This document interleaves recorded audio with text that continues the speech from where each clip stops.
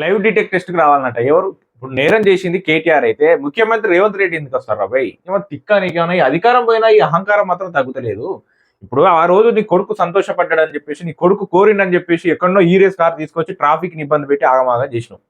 దీనికి రేవంత్ రెడ్డికి ఆ రోజు ప్రతిపక్షంలో ఉన్నటువంటి రేవంత్ రెడ్డికి ఏం సంబంధం? ఇద్దరం పోదాందా లైవ్ డిటెక్ట్ టెస్ట్‌కి అంటున్నావు. ఈ ఈరేస్ పెట్టంటే ఇద్దరు కలిసి సంతకాలు పెట్టిల్లా? ఈరేస్ కేసుకు సంబంధించి ఆయన ఏమన్నా మినిస్టరా అప్పుడేమన్నా? లేకపోతే అధికారంలో ఉన్నాడు. ఆయన ఎందుకు వస్తారా భయ్? తలా తిక్కలేని మాటలు మాట్లాడుతున్నావు. ఇంకోటి ఆగమేఘాల మీద రూల్స్ అండ్ రెగ్యులేషన్స్ పక్కన పెట్టి ఎలక్షన్ కమిషన్ కోడ్ ఉన్నదంతా పక్కన పెట్టి కొడుకును సంతోష పెట్టాలని సంతకాలు పెడితే పోయి తీసుకొచ్చి నీ మీద ఆరోపణలు వచ్చినప్పుడు నువ్వు ఏం చెప్పాలో మంచిగా పోయి ఒక బాధ్యతాయుతమైనటువంటి పౌరునిగా గతంలో ఒక ప్రజాప్రతినిధిగా ఉన్నప్పుడు పోయి చట్టం ముందు నిలబడి నీ తప్పేందో ఒప్పేందో వాళ్ళు అడిగిన దానికి సమాధానం చెప్పుకొని రావాలి.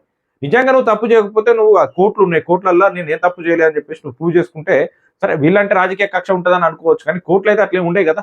నువ్వు తప్పు చేయకపోతే ఎందుకు భయపడుతున్నావు? ఎందుకు అట్లా భుజాలు జరుపుకునేటువంటి పరిస్థితి వస్తా ఉన్నది నీకు?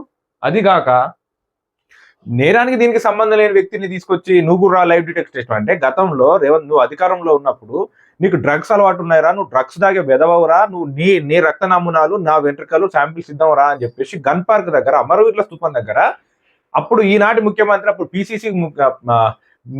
పిసిసి స్థానంలో ఉన్నప్పుడు ఛాలెంజ్ చేసినప్పుడు ఎడపోయినవరా నువ్వు లైవ్ డిటెక్ట్ టెస్ట్ అంటున్నావు.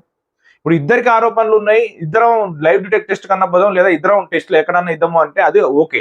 చేసింది నేరం నువ్వు, సంతకం పెట్టింది నువ్వు, దానికి సంబంధం లేని విషయంలో ముఖ్యమంత్రిని తీసుకొచ్చి ఈ రేస్ కేసు విషయంలో మనం లైవ్ డిటెక్షన్ టెస్ట్కి పోదాం అని అంటుంది. ఇదేమైనా తెలివి ఉన్న ప్రశ్నేనా? నీకేమైనా తెలివి ఎక్కువ మాట్లాడుతున్నావా, తెలివి తక్కువ మాట్లాడుతున్నావా? ఏమైనా అర్థం పర్థం ఉందా? మీరేమన్నా ఇద్దరు కలిసి చేసిన నేరం అదేమన్నా?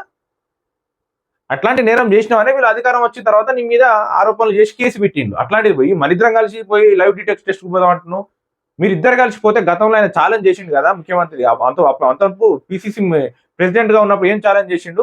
నీకు డ్రగ్స్ అలవాటు ఉన్నది రబ్బి దా ఇద్దరం పోయి వైట్ ఛాలెంజ్ పోదాం దా అన్నప్పుడు నీకు శాతకాలే, నువ్వు ఇంట్లో పన్నావు. పైగా వెకిలి చేష్టలు చేసి మాట్లాడినావు. ఏమన్నా బండి సంజయ్ గారు కూడా ఒక మాట అన్నాడు, అదో వెధవ అన్నట్టుగా తీసి పడేసినావు, ఈయన ఒక వ్యభిచారి అన్నట్టుగా తీసి పడేసినావు.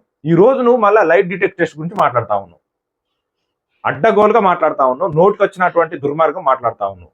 నువ్వు నిరూపించుకో తప్పు చేయనప్పుడు. మరి ఆ రోజు నువ్వు ఎందుకు డ్రగ్ టెస్ట్ రారా వైట్ ఛాలెంజ్కి రారన్నప్పుడు ఏడబన్నావు రాబోయ్? నువ్వు ఎందుకు రాలేరా బై? నీకు ఎందుకంత భయం పట్టుకున్నది? నువ్వు డ్రగ్స్ అలవాటు లేనప్పుడు, నీ మీద ఒక ప్రజాప్రతినిధిగా ఆరోపణలు వచ్చినప్పుడు నువ్వు ఎందుకు రాలే? ఎందుకు ఛాలెంజ్ తీసుకోలే? ఎందుకు వెనక్కిపోయినావు? వెనక్కిపోవడం మర్మం ఏంటిది అసలు? ఎందుకు దాచుకున్నావు దొంగలాగా? నువ్వు దానికి రా ఫస్ట్. ఇప్పుడు ముఖ్యమంత్రి రేవంత్ రెడ్డి ఇస్తాడు వైట్ ఛాలెంజ్, ఇప్పుడు నువ్వు కూడా నాకు డ్రగ్స్ సంబంధం లేదు, నేను డ్రగ్స్ తీసుకోనని దాని మీద ఛాలెంజ్ చేయి. అదొక వ్యాలిడ్ ప్రశ్న, ఆర్గ్యుమెంట్. కానీ ఇదేంద్రా భయ్, నువ్వు చేసి నేరం నువ్వు చేసి దాని మీద లైవ్ డిటెక్ట్ టెస్ట్ పోవాలంటే ఏం టెస్ట్ చేస్తారు చెప్పు? అక్కడ విధి కోడ్ ఉన్న టైంలో నువ్వు అనవసరంగా డబ్బులు ఇచ్చినావు అన్నట్టుగా ఖచ్చితంగా క్లియర్ గా ఉన్నది, అన్ని లెక్కలు పత్రాలు ఉన్నాయి. ఇంకా దానికి లైవ్ డిటెక్ట్ టెస్ట్ ఏంది?